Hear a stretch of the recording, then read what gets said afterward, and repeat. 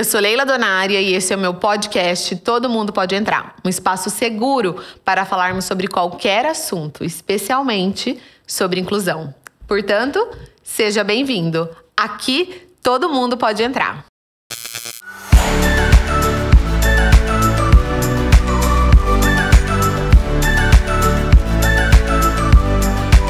Bom dia, boa tarde, boa noite. Eu não sei que horas você está vendo este episódio, mas eu queria dizer que é sempre uma honra estar aqui trazendo assuntos diferentes, pessoas diferentes, falando de inclusão.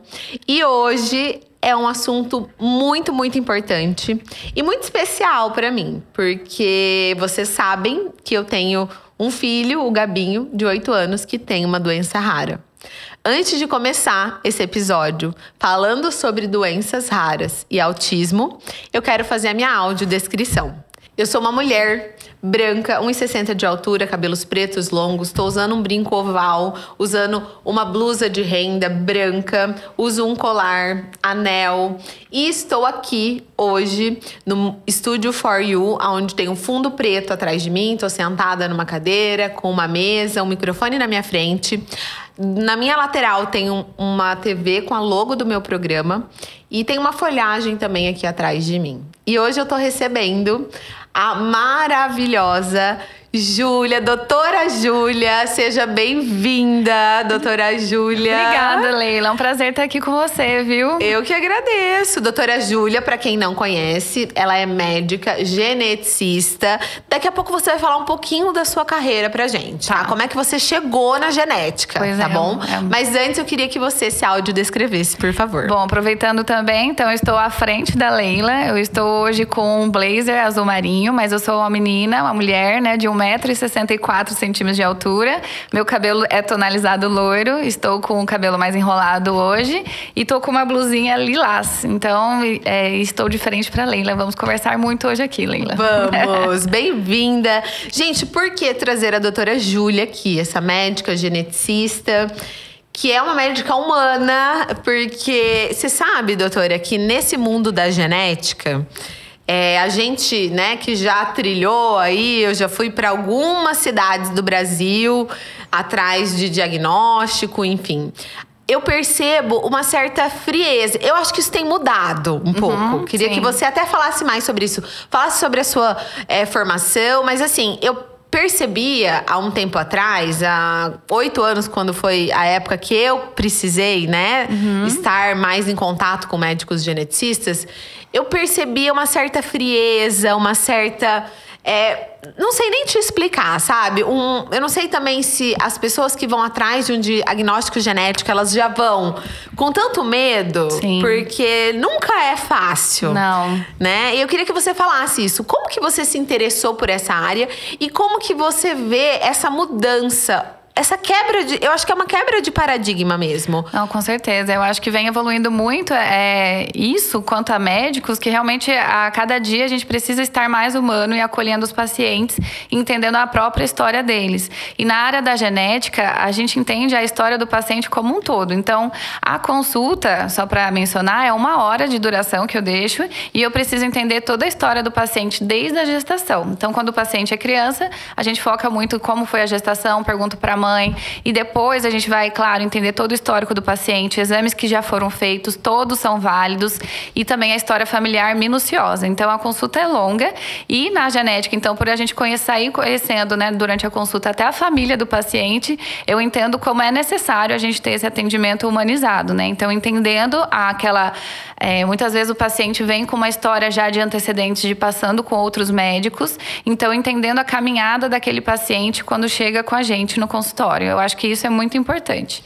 E a minha escolha, né, da área é que, na verdade, assim, só para mencionar, eu sou de Umuarama, aqui perto de Londrina, e eu fiz farmácia primeiro, eu sou formada em farmácia bioquímica, fiz pós-graduação em farmacologia, e depois eu me vi, assim, no mundo, eu sempre me considerei muito curiosa. Minhas amigas mesmo falam que eu sempre fui a do Google, sabe, assim, para pesquisar as coisas.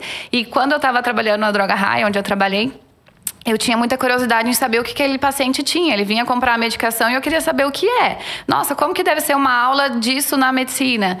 O meu irmão é mais velho, mas não foi muito por ele que eu fui, é pela minha curiosidade mesmo. Aí eu fiz medicina, me formei e na hora de decidir a especialização foi realmente esse contexto. Eu pensava em fazer ginecologia, obstetrícia, e aí o meu irmão deu essa luz, ele falou, Júlia, aqui em Londrina não tem ninguém, médico geneticista, e a gente vem um médico uma vez por mês atender, dá uma olhada nessa área. E aí eu fui com colegas da área, coloquei no Google, encontrei outras pessoas médicas geneticistas. E aí a Rayana, uma colega de Campina Grande, no Paraíba, me ligou, 40 minutos no telefone, me falando, Júlia, olha, a área tá crescendo, tem muito de ginecologia e obstetrícia, é investigação. Eu fiquei curiosa realmente, né, com a área e apostei, vou dizer assim, tá? Então, eu fiz a especialização por 3 anos em Ribeirão Preto, na USP, né, onde eu morei lá 3 anos, peguei a época da pandemia. Mas foi, assim, um constante aprendizado em entender essa jornada do paciente.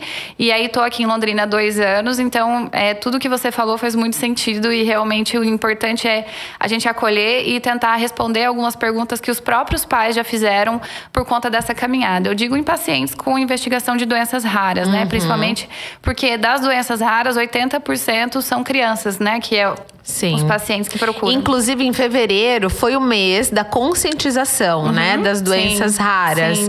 Hoje, doutora Júlia, as doenças raras, elas atingem quantos % da população? Como é que é, né? Pra você pensar, por que uma doença é rara? Eu tenho um filho raro.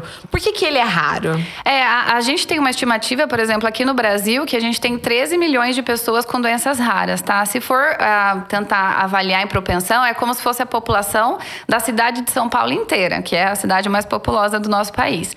E aí, a gente tem de doenças raras, entra causas genéticas, tá? Que é a maior parte, mas também autoinflamatórias, autoimunes. Então, é um amplo leque, né? Mas a questão da genética, muitas vezes as crianças que vêm, mas também tem adultos com doenças raras. E aí, segundo a OMS, ou aqui do Brasil, na verdade, eu acho que é 1 a cada 65 pessoas tem doença rara, sabe? Então, e geralmente eles vêm com essa história de investigação, ou passando com vários médicos. Até para crianças, a gente tem um artigo que diz sobre a odisseia diagnóstica, que às vezes até passar com um geneticista e ter o diagnóstico, o tempo às vezes é 7, 8 anos, mais ou menos, que demora, sabe? Exato. Nem todas as doenças raras vão para os geneticistas, e a gente tem síndromes, por exemplo, síndrome de Brugada, é da cardiologia, não vem por geneticista, mas tem outras, síndrome de Down, síndromes associadas a genes ou enfim, você mesmo estava falando que nos últimos 8 anos a gente teve muita evolução. Sim, gente, eu tava falando pra doutora Júlia que o Gabinho tem 8 anos, vai fazer 9 anos agora, em 2024. Ele nasceu em 2015. Gente, há 8 anos atrás, 9 anos quase, era uma loucura. Então, assim, o diagnóstico, pra você ter ideia, o diagnóstico do Gabinho demorou 4 anos. Eu fui pro Rio, eu fui pra Curitiba, eu fui pra São Paulo. Tipo assim, a gente fez uma peregrinação, literalmente. E nessa peregrinação eu conheci vários médicos geneticistas. E eu tava falando pra doutora Júlia que eu não me esqueço do primeiro dia, assim, sabe? De quando eu me deparei com essa realidade de que a minha vida ia virar uma peregrinação por geneticistas. Eu lembro que a gente tinha recebido um exame já, uma tomografia do Gabinho. A gente já sabia que ele tinha muitas alterações neurológicas, assim, muitas mesmo. E que ele tinha uma outra condição chamada crânioestenose. E alguns outros achados menores. Polissindactilia, que são 6 dedinhos no pé esquerdo, no caso dele. Tinha criptorquidíase, entre outros achados. E aí, o nosso neuro, que nos acolheu muito, que foi o médico que deu a mão, o doutor Alexandre, que já fez até um podcast, né, com a Júlia aqui. Ele falou, olha, vai precisar ir para uma médica geneticista, um médico geneticista. E aí, naquele momento, eu tava desesperada. Eu falei, eu vou aqui em Londrina mesmo, tipo, né? Eu vou viajar depois, mas nesse momento eu quero ir agora, né? E aí, eu fui numa médica. E, gente, eu não me esqueço. Eu lembro que eu já tinha passado pelo neuro, já sabia que o meu filho tinha condições complexas, mas a consulta com a geneticista, eu lembro do momento em que eu saí de lá, sabe? Eu lembro que a gente tava com 2 carros, eu e meu marido, que ele tinha ido do trabalho, era um sábado de manhã. Cara, na hora que eu entrei no carro, assim, depois da consulta, sabe? Olhei meu filho, tipo, na cadeirinha atrás. Falei, meu Deus do céu. Falei... Deu medo, né, também? Deu muito medo, assim, muito medo. Eu acho que talvez faltou acolhimento hoje, né, analisando tudo isso. Mas, assim, não é fácil para os pais que precisam ir atrás de um diagnóstico genético.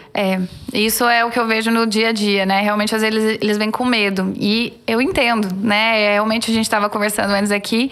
Eu entendo porque, para mim, também eu entendo que no dia que, às vezes, a gente vai começar uma investigação, mencionar sobre a importância de, né, tentar entender o porquê o paciente tem as alterações que ele apresenta. Então, para encaminhar para um médico geneticista, a gente tem que pensar assim, um paciente com uma malformação isolada, é pouco provável que seja uma causa genética ou uma síndrome. Isso pode acontecer em até 3% das crianças nascidas, tá?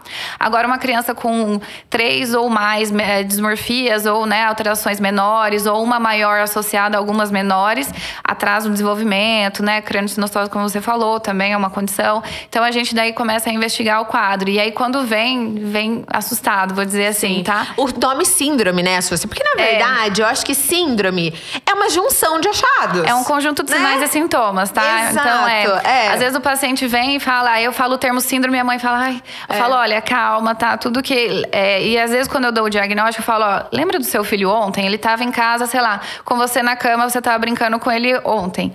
Hoje eu te falei sobre o diagnóstico dele. Ele vai continuar o mesmo hoje à noite. Ele é a mesma pessoa. Só que ter o diagnóstico, que é o objetivo da consulta, é que a gente consegue direcionar melhor. Então, o neurologista que acompanha o caso vai estar lá acompanhando, é a síndrome XY, é o gene associado a isso, sabe? A fisioterapeuta. Então, até uma parte importante quando o paciente passa em consulta, que é 1 hora. E ainda a consulta não acaba depois que ela termina, né? Eu ainda tenho que estudar o caso. Ontem, Sim. por exemplo, eu atendi 2 casos que tá na minha lista de pendências que eu tenho que estudar. Mas aí, também tem um ponto alto, que é o relatório médico que eu faço depois que eu dou o diagnóstico. Esse papel, eu sei que vai pra escola, pro físio, pro fono, pro neuro, pro cardio. E aí, é um papel que, assim, eu demoro um pouco pra fazer, porque ele é custoso de tempo, eu faço uma revisão de literatura e lá eu coloco os segmentos que deve ser, né, seguido para o paciente. Então, a gente consegue direcionar esse caso. Antes a mãe ia colocar, sei lá, vou falar do Gabinho, crânio-sinostose, mais criptorquidia, mas acho que ele teve atraso, né, Sim, a sindactilia. E aí você não vai ter uma procura ideal no Google, porque as mães vão no Google. E aí, sabendo o diagnóstico, é o gene X, né, então é isso. Aí o neuro, às vezes, consegue se atualizar quando esse acompanhamento da literatura. E a gente tem muitos avanços na genética, como você mesmo mencionou, porque os valores dos exames, claro, caíram muito nos últimos anos. Muito, gente. Quando eu fiz o Gabinho, ele teve o diagnóstico dele com 4 anos, né? O final, assim. Na época, né, há 3 anos, quando ele tinha uns 3 aninhos, sei lá, demorava muito, era muito caro. Então, assim, a gente não conseguiu pelo plano de saúde, né? Então, assim, a gente fez da família, né? A gente fez a investigação da família. Enfim, e foi muito difícil. Hoje eu vejo as facilidades. Isso mudou muito, né? Mudou muito, assim, o acesso. Então, isso também é do avanço do conhecimento, né? Que o projeto Genoma Humano, ele terminou há 20 anos atrás, né? E os valores dos exames vêm caindo realmente exponencialmente. Ainda não é barato, vou mencionar, tá? E ainda não está disponível no SUS, assim, todas as técnicas, porque não tem um exame genético só. A gente tem que, a especialidade genética médica, a gente entende o mecanismo molecular de condições raras e o que leva a elas, né? Então, a gente tem exame cariótipo, o microarray, que você falou o nome. Daí tem exame de metilação, então o FISH, tem MLPA, tem o exoma, tem painel. E aí tem vários nomes. E aí, assim, o valor vem caindo mesmo nos últimos anos. O convênio hoje já prevê em alguns casos, né, critérios, a cobertura. Então, sim, a gente está conseguindo responder muitas demandas, né, de pacientes que às vezes estão há 8 anos, 10 anos, ou até 2 anos, pouco tempo. A gente às vezes consegue explicar a causa e esse encerramento, né, eu digo assim, da investigação. Então, eu tive outro dia, eu tenho muitos casos, né? Adoro, pode contar. Tem uma paciente que é acho que perto de Curitiba, uma cidade, que ela tem 18 anos. E a mãe tava, doutora, faz 18 anos que eu não sei o que a minha filha tem. E aí a gente fez o escalonamento de investigação com os exames. Então, não é todos de uma vez. Eu peço, se não vem alteração, olha, a gente descartou essa hipótese, agora vamos pedir esse outro. E aí, no último, veio o diagnóstico. Ela, doutora, ela tem isso? Não sabia que era isso, né? E daí, assim, o acompanhamento, a irmã até depois, eu lembro que ela me passou o comentário, nossa, doutora, ainda bem que você insistiu na investigação, porque eles procuram respostas, né? Então foram 18 anos de procura. E sabe o que eu senti quando veio o diagnóstico do Gabinho? Não mudou muita coisa no prognóstico, né? No caso do Gabinho, ele tem uma condição genética que chama defeito do gene NFA. Até é bom você explicar isso, pessoal, porque é uma síndrome, não é, né? É uma síndrome, mas é pouco descrita. Explica isso antes de eu falar. Eu sempre reviso com o paciente em consulta, eu tenho slides, tá? Pra mostrar imagens, assim, porque às vezes é difícil imaginar essas... E realmente não dá pra visualizar, né? O DNA é tudo pequenas células, né? Tipo, pequenas moléculas. Então, revisando, aqui nós somos feitos de trilhões de células de diferentes tipos, tá? E o nosso DNA é o mesmo desde quando a gente estava na barriga da nossa mãe, ele pouco se altera ao longo da nossa vida. Então, o nosso DNA ele é constitutivo desde quando a gente está ali, na formação da barriga da mãe. E às vezes alterações novas podem acontecer ali no nosso DNA que não foi nada que a mãe fez ou que o pai fez. Claro, tem condições que podem ser herdadas, tá? Tanto da mãe quanto do pai, mas podem ocorrer alterações novas. Acho que foi isso do Gabinho, né? Sim, que vocês fizeram também. Fizemos. E que a gente chama alterações de novo, né? Ou mutações novas, tá? E aí, uma alteração em um gene só, às vezes pode levar um fenótipo associado a vários sistemas do nosso corpo. Então, nós somos formados de trilhões de células e dentro do núcleo das nossas células tem o nosso DNA. O nosso DNA, além de dar... são 22 mil genes, tá? Então, que dá... muita coisa. É muita coisa. Que além de fornecer a cor do cabelo, da nossa pele, ele também regula e controla como potencialmente a gente vai crescer, se vai ter... Claro que o crescimento tem associação à alimentação e outros fatores, mas dá o potencial alvo de crescimento, como o nosso músculo vai contrair, se vai ter hipotonia, se o tônus vai ser ideal ou não, do cognitivo, até quando as suturas cranianas devem fechar. Então, uma alteração em um gene, quando é constitutivo lá na formação, ainda no embrião, pode afetar vários sistemas. Então, por isso que a gente estava falando sobre um paciente com uma malformação maior e outras menores associadas, ou com atraso cognitivo associado, vai fazer, então, a indicação, né, de passar para a gente investigar. Então, uma alteração em um gene só pode causar, como você tem o diagnóstico do Gabinho, né, a alteração criptorquidia, da sindactilia, da polidactilia e outras questões associadas, Sim. tá? E aí o nome, realmente a gente não tem nome de síndrome para tudo, tá? Então até tem outros mecanismos moleculares que a gente às vezes, por exemplo, dá o diagnóstico assim, síndrome de microdeleção do cromossomo 15 no braço curto na região específica, entendeu? Então a mãe fala, mas qual é o nome da síndrome? Não, nem todas as regiões do nosso DNA têm um nome como a síndrome de Down existe, né? Que é a que mais a gente conhece. Mas quando a gente tem associação ao gene, a gente sempre tem atualizações. E aí do gene NF1A, eu tava olhando ontem, né? Ó, temos atualizações. Não, depois eu te passo certinho. Tá mas daí bom. tem 2 nomes lá de síndromes que daí a gente avalia o paciente e vai, né, a gente interpreta ali o resultado do exame genético entendendo toda a história, tá? Então, algumas vão ter nome, e outras não, vai ser o gene associado. E aí, naquela procura do Google que a gente estava falando que era muito amplo, quando a gente sabe o gene, você coloca no Google, ou daí eu falo em médicos ou profissionais de saúde, no PubMed e outras plataformas, segmenta o paciente com alteração no gene X, né? Aí vai estar lá, olha, os pacientes geralmente têm esse quadro, pode ter cardiopatia ou não. Então, essa também é uma indicação de passar com geneticista, porque às vezes o paciente pode ter. Tive outro caso, foi um pacientinho que veio comigo com baixa estatura, atraso no desenvolvimento, tinha criptorquidia, e na investigação, como a alteração em um gene pode afetar vários sistemas, eu pedi um ecocardiograma e ele tem uma cardiopatia. Então a mãe falou assim, nossa, doutora, se você não tivesse pedido, a gente só saberia. Ou saberia mais pra frente, que às vezes já poderia ter algum acometimento maior, sabe? Sim. Então é multidisciplinar, tá? Na genética, o neuro, eu discuto casos, às vezes com reumato, com neuro, com cardio. No meu celular agora eu tenho já alguns contatos, né? Que eu tô aqui há 2 anos.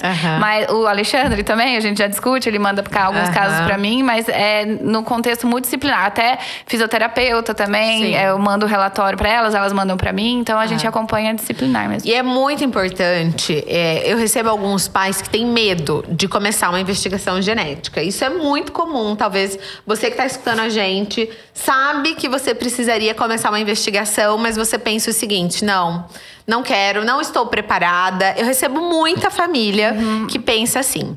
E aí, o que eu sempre falo, doutora, é que você não investigar, você não dar essa chance para o seu filho é um egoísmo. Porque você está privando o seu filho de entender o que de fato pode estar acontecendo com ele. Sim. E às vezes você nem imagina, igual a doutora Júlia acabou de falar. Ele tinha uma questão cardíaca, porque dentro do quadro de síndrome dele, essa questão normalmente é associada. Então, assim, eu acho que não buscar o diagnóstico, o que eu sei que acontece com muitas famílias, por medo, por insegurança, não tô preparada.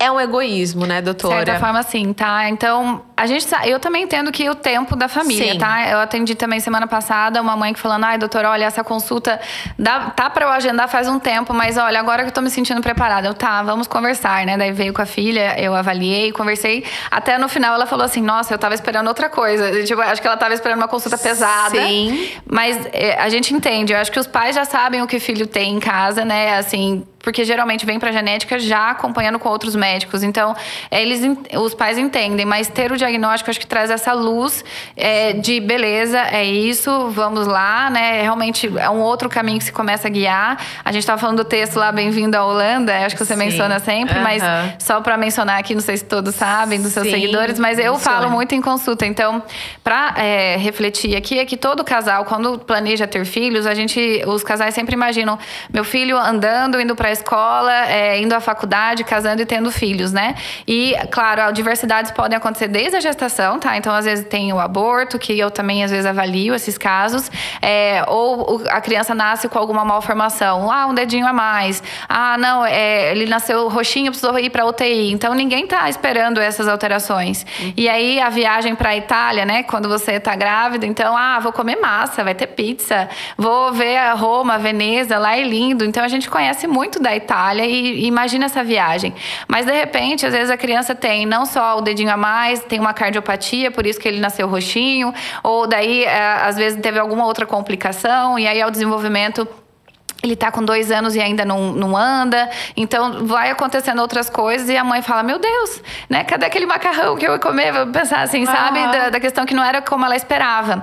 E aí, a gente menciona desse texto que, apesar da viagem, né, não ser para a Itália, tem um outro destino, como a Holanda, o caminho, claro, a viagem, a mudança de rota é um choque, é uma recalculação de rota mesmo, Sim. Mas que lá nesse caminho, a viagem também pode ser linda. Tem flores, né? Eu imagino sempre a Holanda assim, da bicicleta, que andando com campos. Então, eu entendo que na consulta é isso que a gente meio que conversa, tá? Mas que o diagnóstico pode realmente levar a um outro caminho, entendendo o paciente do que ele apresenta, para o que ele pode apresentar e o que ele precisa, né? Sim. Eu acho que é isso. Olha, ele precisa de estimulação. Olha, ele pode ter cardiopatia, vamos acompanhar. Não tem agora, ótimo. Talvez quando ele tiver 10 anos, a gente repete esse ecocardiograma. E depois, para ele, quando crescer também, né? Para entender. Não, perfeito. Eu gosto muito desse texto porque isso define mesmo as famílias que têm crianças com diagnósticos difíceis, doenças raras, síndromes, transtornos. Porque se a gente for ficar vivendo a Itália e pensando nas coisas que a gente viveria lá e não conseguir apreciar de fato o que existe na Holanda, né? A gente vai ficar o resto da vida pensando, poxa, mas por quê? E a gente não vai conseguir admirar as coisas belas e maravilhosas que também existem, né, nos nossos filhos. Com certeza. O Gabinho é a minha Holanda, eu amo esse texto. E eu acho que o diagnóstico de doença rara, a gente precisa mesmo desmistificar um pouco isso. Eu entendo, eu não tô aqui para romantizar nada, eu entendo os desafios, né? Eu entendo que é um outro caminho, sim, né? É um caminho, muitas vezes, de médicos, de consultas, de exames sem fim. Mas a gente não pode negligenciar o fato de que ali existe vida, e existe criança, e existe esperança, né? E mesmo que o prognóstico não seja favorável, existe vida. Enquanto tem vida, a gente tem que lutar, né? Exatamente, eu entendo que realmente é uma correria. E assim, é ótimo ter essa experiência trocada com você, porque você vivenciou tudo isso, né? E a gente ter essa troca aqui hoje, realmente pra mim é muito especial, porque quando eu falo com as famílias, às vezes é no contexto dali, no diagnóstico, no susto. Então, a família não dá um feedback ali ao momento, realmente é entender entender, né, o que eu falei, porque é muita informação, processar. E às vezes demora, esse processo às vezes demora, né? De procura e depois quando o caso fechado o diagnóstico, também de entendimento. E aí eu agendo sempre um retorno depois de uns 3, 6 meses, ou até em 1 ano na genética, às vezes fica um retorno maior,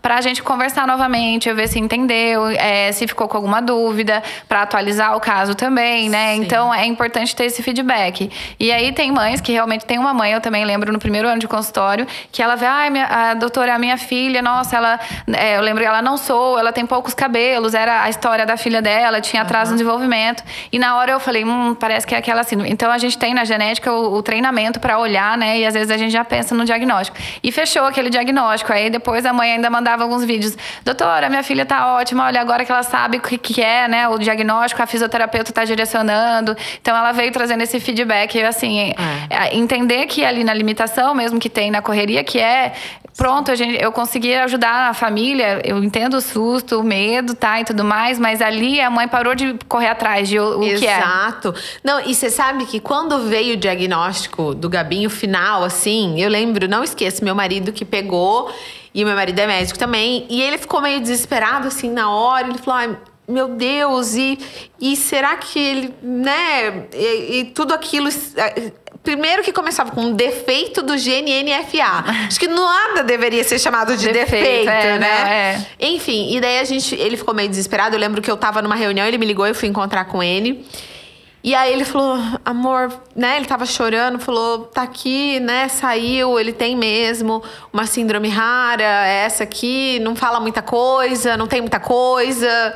Enfim, eu já andei dando uma olhada e tal, não tem muito prognóstico. E aí eu falei assim, ele falou, e se ele morrer? Eu falei, quem somos nós, né? Lógico que você tem que... Eu já tinha passado pelo meu processo, né? De aceitação, de entendimento, né? De que o Gabinho tá emprestado pra mim, assim como a Bia, né? Nós não somos donos dos nossos filhos. E a gente não sabe quem vai primeiro, quem não vai, enfim.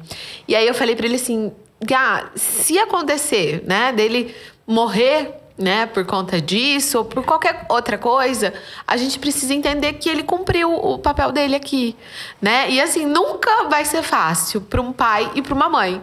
Mas eu não fico pensando nisso. Eu acho que a gente não pode viver pensando nessas situações, né? Sim. A gente tem que viver pensando, de fato, no que eu posso oferecer para o meu filho hoje, de melhor, né? E dar o nosso melhor diante da situação que existe, né? Aceitar a realidade nem sempre é fácil, mas quando você aceita, as coisas não ficam mais fáceis, mas ficam mais leves. Eu acho isso, né? E eu acho que o caminho da genética tem que ser para tentar trazer essa leveza de alguma maneira, né? Diante de um cenário tão complexo, né? De alguma maneira que os médicos possam trazer mais leveza. E eu vejo isso em você.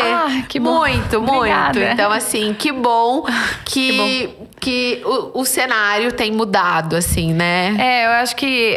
eu lembro quando eu ainda estava na farmácia, né? Na minha caminhada. Eu lembro que eu tava lá, às vezes era um dia que eu não tava muito afim de estar trabalhando, sábado à tarde. E eu vi o vozinho entrando para comprar o remedinho dele, sabe? Isso veio como experiência na minha vida. E aí eu entendi, alguns momentos eu tava nervosa por aquilo, queria estar em casa, né? Mas daí eu entendi que ele só podia ir na farmácia aquela hora, sabe? Pra trazer, eu digo assim, que eu tento me colocar no lugar do paciente sempre. E eu lembro dessa minha primeira visão nesse dia, no sábado, que caiu a ficha. Eu falei, ele só pode vir agora, eu tenho que fazer o quê? Atender da melhor forma ele aqui hoje, porque é o horário que ele pôde vir. E aí, no dia a dia do consultório, até daí é muito... O meu dia a dia é difícil. Então, quando eu tô com amigas, eu vou dizer assim, no meu círculo social, eu não conto muito os meus casos, porque geralmente, às vezes, a gente tá conversando sobre outras coisas, eu vejo os filhos das minhas amigas, e eu, nossa, tá com bom desenvolvimento. Assim, o meu olhar, querendo ou não, é pra essas coisas, tá? Vai, né? Mas aí eu não conto muito da minha rotina, porque é realmente difícil a minha rotina. Então, tudo que você passou, eu entendo, e eu vejo isso no consultório, não só o seu caso, outros casos, né, no contexto geral, quanto a risco para câncer também, que também é meu dia a dia, infertilidade, casais com abortos recorrentes. Então, geralmente é perdas ali que a gente está lidando, não de talvez morte, mas como a gente está falando, de perda do caminho que a gente imaginou, né? Tinha expectativa. Então, o casal quer ter filhos, às vezes não consegue, é um outro caminho que se troca ali. Então, eu tenho que ter comigo que eu tô ali para dar o melhor para aquele paciente de informações. E eu não posso muito absorver também, eu dizendo como pessoa, tá? Mas é porque é muita história. Ontem eu atendi um casal que perdeu um filho de 11 anos. Então, assim, se eu paro para comentar com outras pessoas, e aí as pessoas falam, ai, sério? E aí a gente fica ali, né? Mas naquele casal, o que eu pude fazer, né? De orientá-los, de risco de acontecer novamente, o que houve, de acolhê-los, porque eles querem ter mais filhos. Então, assim, a gente explica, fala, olha, meus sentimentos, claro, né? Mas vamos pensar, então, daqui pra frente, que é o que vocês me procuram, sabe? Então, é difícil nesse contexto todo, tá? Pra todos, mas eu acho que o médico, de forma geral, se colocando no lugar do paciente, como você falou, humanidade, eu acho que isso acolhe, né? De certa forma, a gente abraça a causa. Então, eu falo, tô com você, esse paciente com a achondroplasia, a mãe agora tem medicação, então às vezes a gente consegue, a medicação já está demonstrando que consegue aumentar a estatura final, então eu vou prescrever, não é barato, né, mas tem que judicializar, mas enfim, eu falei, olha, quero ver ele de novo daqui 2 meses, né, então vamos junto, eu acho que essa é a corrida, de dar as mãos. Pegar na mão, né, nem sempre vai ser fácil, mas saber que a gente tem com quem contar, eu acho que faz toda a diferença, né, toda a diferença. E aí, esse mês é o mês da conscientização do autismo, né? Então a gente vê comemorações aí, né, em todo o país, a nível mundial, da importância da gente entender, né, o que é esse transtorno, né, do espectro autista, a gente incluir essas crianças. Eu acho que esse mês ele traz de fato essa conscientização para que a gente possa também mudar um pouco o nosso olhar.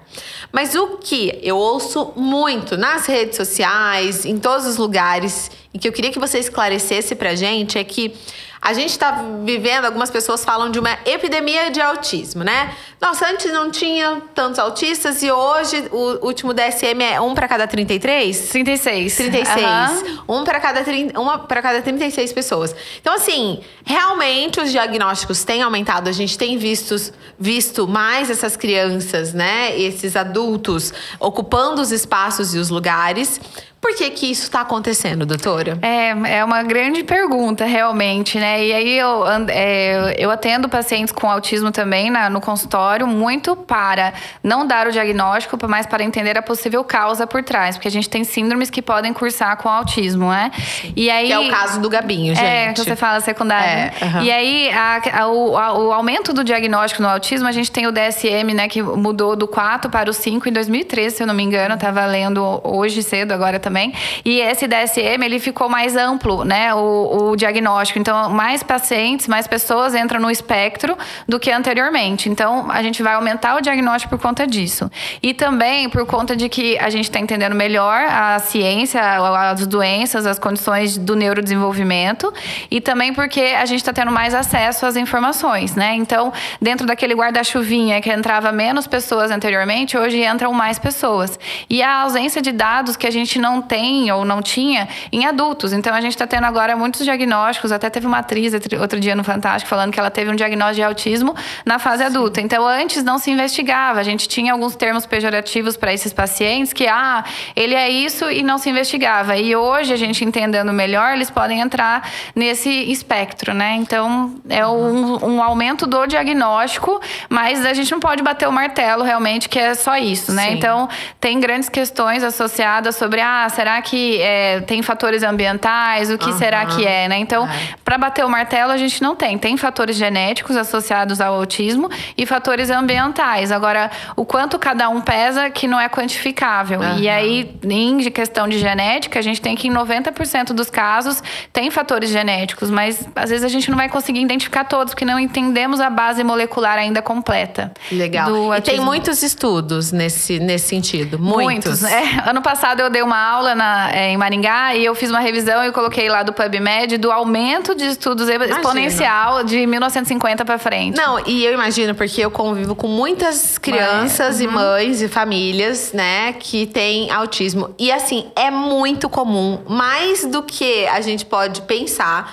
A criança tem autismo, o pai, às vezes que tinha um comportamento assim, que não tinha diagnóstico e tal, mas era uma pessoa com fobia social, não sei nem se pode chamar assim, mas assim, não gostava de se socializar, tinha uma certa rigidez comportamental ali.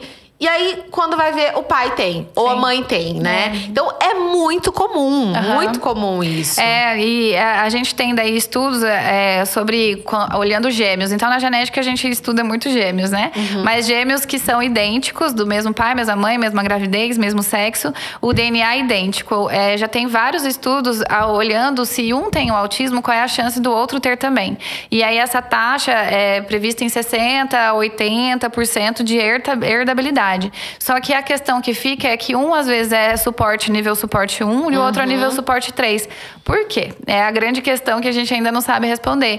Tem fatores ambientais também envolvidos, mas por que eles têm o mesmo DNA? Por que um tem um nível mais grave, né? Ou mais, com uma necessidade de mais suporte e outro menos suporte.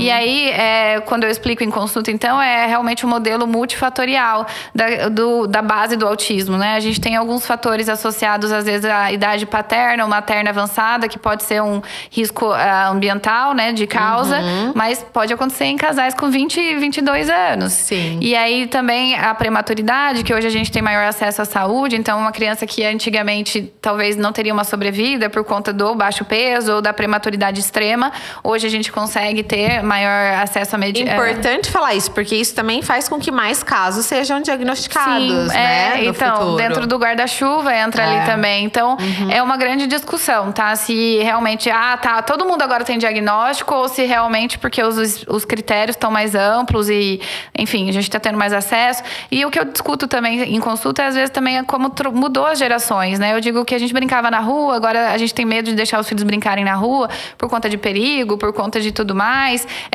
Vou dizer de como a gente está, né? De telas também, é uma questão que pode levar não levar ao autismo em si, tá? Mas às vezes alterações no neurodesenvolvimento, né? Mencionando. Então, é muito amplo. E aí, a investigação da genética, né, do autismo, se eu pegar 100 casos de autismo e for fazer exames genéticos, em 30%, 40% eu vou identificar uma causa, tá? Então, eu digo assim, que não é todos os casos de pacientes com autismo que precisam passar com geneticista.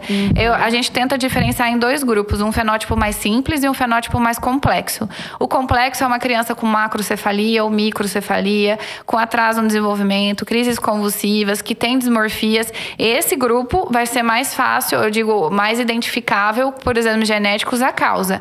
Agora, uma criança que tem mais do diagnóstico, né? A gente tem critérios ali repetitivos, a questão social. Às vezes a criança só é mais na dela, tem alguns movimentos, estereotipias, mas o desenvolvimento está indo muito bem, não tem nenhuma dismorfia. Esse paciente é mais difícil de eu, hoje, tá, identificar a possível causa desse autismo. Então, um fenótipo mais complexo é o que, teoricamente, teria que indicado mais passar por avaliação. Mas os dois grupos a gente também pode tentar avaliar, né? E o que os pacientes procuram muito é risco de recorrência. Então, na investigação do autismo, às vezes um casal tem um filho com autismo, quer saber qual é a chance de acontecer de novo na família. E aí, investigando, a gente às vezes consegue responder de uma forma mais específica, né? Mais personalizada para a família. Tem risco, doutora? A gente tem que o autismo, por esse fator multifatorial, uma família que tem um filho com autismo é em torno de 15, 20% de chance de um outro filho ter autismo, de forma empírica, tá? Então, aqui sem avaliar o caso, mas se o primeiro filho tem uma condição genética específica, às vezes a chance de ocorrer de novo é menor. E aí essa investigação pode nos auxiliar quanto a isso. Se tem um casal com 2 filhos com autismo, a chance de o terceiro filho é em torno de 30% a 50% de chance. Então, porque tem ali fatores genéticos, mesmo que a gente não consiga saber quais, a gente sabe que tem por conta desses estudos de gêmeos ou até por observar recorrência em irmãos, né? Então, tem fatores genéticos e a ciência vai evoluindo e a gente quer responder o que é que causa mesmo, né? Ou quais são... Hoje a gente conhece mais de 1000 genes que podem associar uma predisposição a autismo, mas a gente não entende ainda o mecanismo molecular. Então, às vezes, não conseguimos fechar o diagnóstico molecular, lugar quanto ao autismo. E o autismo, o diagnóstico é clínico, né? É olhando os critérios, não é exames genéticos que dão o diagnóstico de autismo. A investigação genética é por trás ali, né? Para investigar. Legal. A importância, então, de entendermos, né, que o autismo, ele realmente está entre nós, né? Sempre esteve, mas não é uma epidemia, né? É o avanço da ciência, tantas outras coisas, né, que tem por trás desse aumento do número de casos. Talvez os fatores ambientais mesmos. A doutora falou, antigamente a gente era diferente, né? O que a gente fazia era completamente diferente. Em 30 anos, né? As coisas mudaram tanto, né? Então, assim, mas a ciência continua em busca dessas respostas. E do jeito que a coisa tem ido, né? Tão rápido, tem caminhado muito rápido, né? Logo teremos aí mais informações. Esperamos que sim. A gente comenta em congressos, em cursos, que é o prêmio Nobel, que é identificar realmente, porque é uma grande questão, né? Eu vou dizer assim, não é pelo prêmio, mas pra gente entender e responder. O mecanismo molecular não tá bem elucidado ainda. Então, é importante pra gente conseguir complementar a investigação pros pais, pra responder perguntas, né? Que é o que a gente sempre quer responder. Em alguns casos, a gente já consegue, dando diagnóstico, investigando nesses 30%, 40%, mas outros casais me procuram, eu tenho medo de ter outro filho que tenha condição, não tem como saber se vai acontecer ou não vai, entendeu? Então, é complexo. Você gosta da pesquisa, doutora? Como é que é? Ou você tá só na clínica no momento? Eu acho, assim, na área da genética, a gente pode trabalhar em laboratório, em consultório, em hospital. Eu gosto muito do contato com pessoas, sabe? Então, na clínica, claro, casos difíceis, mas ali eu tento também deixar mais leve a consulta e eu converso muito, então eu prefiro estar ao contato com os pacientes. Mas em Ribeirão Preto a gente também dava muita aula, né? Que eu também às vezes dou algumas aulas, mas não estou muito por trás, sabe? Na pesquisa. Mas é claro que o meu dia a dia é baseado em artigos, então eu leio muita coisa. Muita, né? Eu dependo desses casos, né? Sendo descritos pra gente poder atualizar na clínica mesmo, no consultório, entendeu? Mas é uma área que pode também ter paciente, a especialização. Legal.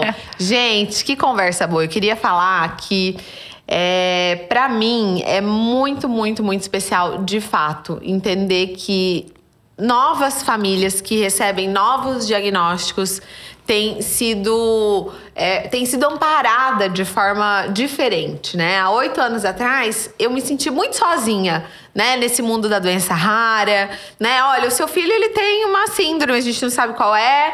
E assim, eu não tinha uma referência de outras famílias, eu não tinha uma referência de médico, eu me senti muito só, sabe? E você já se sente por si só, por estar nesse mundo, né? Que você não planejou, já se sente sozinha. Mas quando você não tem esse amparo, sabe?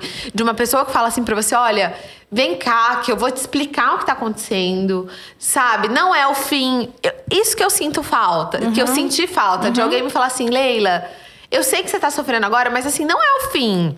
É o começo de uma nova, né, jornada, uma jornada diferente, mas uma nova jornada. Eu não tive isso. E é por isso que hoje um dos meus maiores propósitos de vida é poder, sabe, acolher de alguma maneira. Se alguém fala assim, tem uma mãe que recebeu um diagnóstico e tal, de uma doença rara, me dá meu telefone, eu quero conversar, né? O doutor Alexandre manda muita mãe pra mim de crianças que têm crânioestenose, só pra conversar, pra falar, olha, o meu filho passou por isso. Uma troca de experiência. Né? Uma troca, não é comparação, né? Eu sempre falo, a comparação, ela não é justa, mas você saber que, foi possível pra ela, né? Não que seja a mesma coisa, mas ela tá me falando, né? Que ela conseguiu passar por tudo isso. Sim. E saber que tem médicos hoje que olham pra esse lado, sabe? Pra mim é muito especial, assim. Que bom, né, ouvir sua história. Realmente, a sua história é admirável por tudo, né? Acho que pela sua própria história pessoal, pela história da sua outra filha, que eu também tô acompanhando tudo no Instagram, mas também do Gabinho. E realmente, eu acho que isso é muito importante, essa troca, né? Então, também quando eu dou o diagnóstico, eu geralmente procuro sites para as mães. Olha, tem aqui essa síndrome, esse site, essa associação. Às vezes é em inglês. Mas eu falo pra mãe, olha, usa no computador, coloca traduzir ali pro português pra ele tentar dar acesso, sabe? E aí, a gente tem grupos de genética médica, nós, profissionais, né? Que às vezes a gente tem todo dia. Alguém tem paciente com alteração no gene do XYZ? A mãe quer conectar. E a gente sempre tenta conectar as mães, né? Eu acho que Tinha que ter um aplicativo pra isso, tá? Tinha que ter. Da Match. O Match. Eu imaginei isso na minha cabeça se fosse. Eu queria muito encontrar alguém, sabe? Sempre quis. A gente terminando tentou aqui, eu vou até. colocar no grupo.